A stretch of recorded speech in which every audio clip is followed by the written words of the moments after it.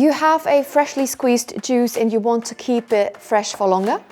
I'll show you 3 different methods of how to extend your juice's shelf life.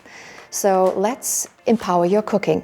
The first thing to know is that you need a very clean bottle for your juice. So you can sterilize it using a conventional oven or a steamer, and we will use the BORA Expo, which has a special perfectly made for sterilizing jars or sterilizing bottles. We'll place the bottle in the Expo, start a program, and that's it. The next step, or the second method, is vacuuming.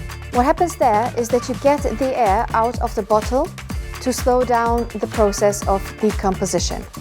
For the vacuuming, we will use the BORA Q-Vac.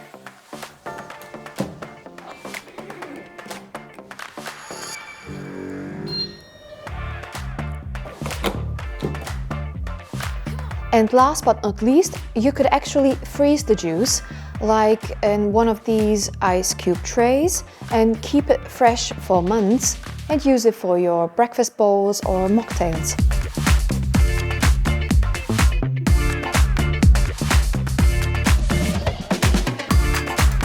Follow us for more tips and tricks.